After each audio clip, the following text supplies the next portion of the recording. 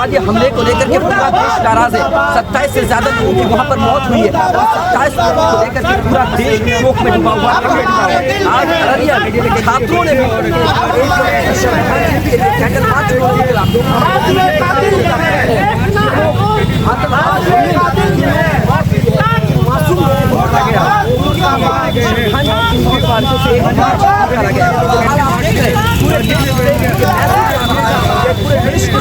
इस बात को जताने की कोशिश कर रहे हैं कि किसी भी हालत में हो नहीं जाना चाहिए। इस मार्च निकाला गया है, इस मार्च में लगातार पाकिस्तान मुर्दाबाद के नारे भी लगाए जा रहे हैं और ये लोग कह भी रहे हैं कि किसी भी हालत में हो पाकिस्तान की तरफ से हो या कोई भी आतंकवादी है आतंकवादियों को बिल्कुल भी बख्शा नहीं जाए। नारे भी लगाए जा रहे हैं कि हिंदू मुस्लिम एकता जिंदाबाद और हिंदू मुस्लिम इस तरीके से ये लोग भाईचारे का भी एक मिसाल पेश कर रहे हैं। यहाँ पर जो कह भी रहे हैं किसी भी हालत में हो उन आतंकवादियों को छोड़ा नहीं जाना चाहिए। आप देखिए सीधी तस्वीरें। हम लोग आज यहाँ जो अररिया की केवी क्लासेस के जितने भी शिक्षक अभ्यर्थी हैं, हम लोग आज आफ्ताब सर और विवेक सर, नदीम सर जितने भी जिम्मेदार हैं उन लोगों की ज़ेर निगरानी में हम लोग आज जो कश्मीर की वादियों में जो हमला हुई है वो पूरे आलम इंसानियत को शर्मिंदा करने वाले हादसा है, एक्सीडेंट है।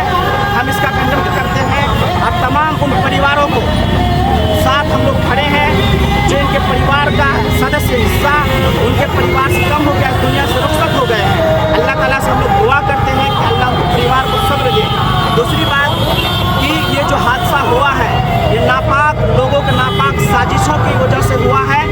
ये कोई आम बात नहीं है, ये पूरे हिंदुस्तान नहीं बल्कि पूरी दुनिया के आलम इंसानियत को कत्लेआम किया है और जिन लोगों की भी साजिशें इनके पीछे है हम सरकार के साथ खड़े हैं, पूरी भारत सरकार के साथ खड़ी है। ऐसे नापाक इरादा रखने वाले लोगों के साथ सरकार जिस तरह की भी बदला लेने की हिम्मत रखती है, हमारे हिंदुस्तान किसी भी एतबार से कमज़ोर नहीं है।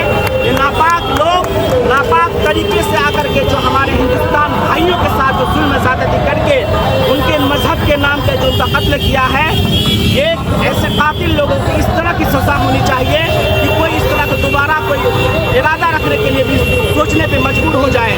हमारे मुल्क के हिंदुस्तान के साथ साथ पाकिस्तान के लोग जो लोग भी इस तरह के जो हमारे भाइयों के साथ किया है, सरकार से हम ये मुतालबा करते हैं, हम उनसे मांग करते हैं कि मजहब के नाम पे चाहे वह हिंदू भाई हमारे किसी मुसलमान भाई को मजबूरन जय श्री राम का नारा लगवाते हो, वो लोग भी ऐसे ही कातिल हैं जो 22 तारीख को कश्मीर की वादियों में जो इंसानियत का कत्ल करने के बाद जो कत्ल किया है वो लोग उनके बराबर के कातिल हैं।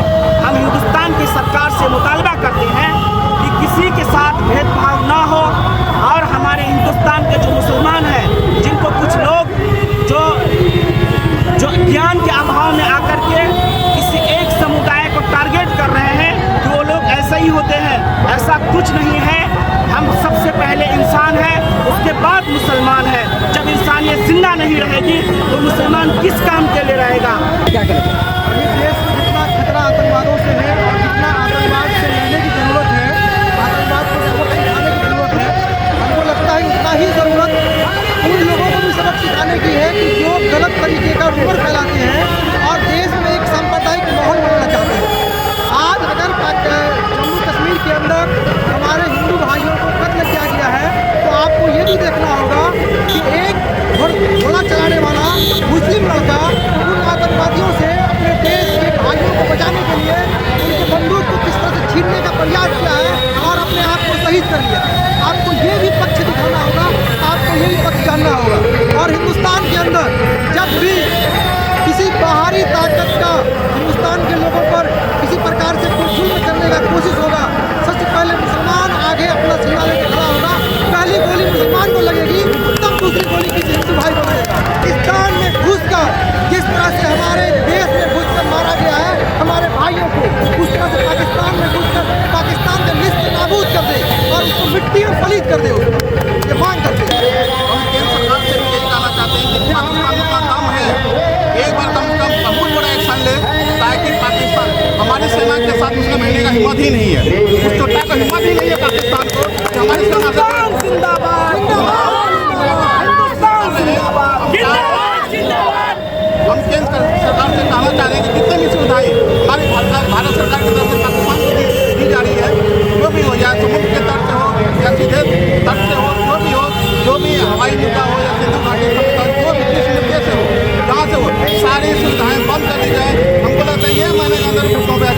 हमारी मंत्री।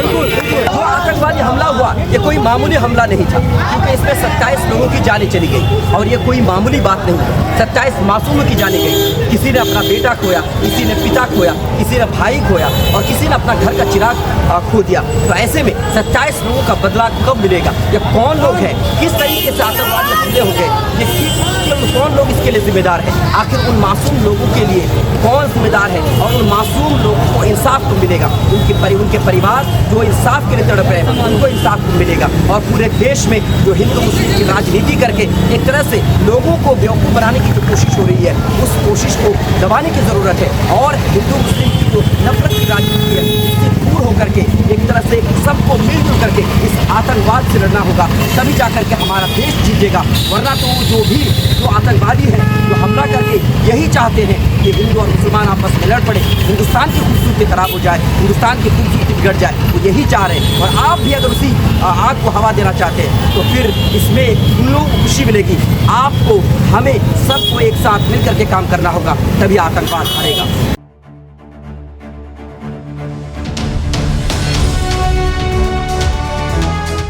ट्रू रिपोर्ट्स, सच आप तक।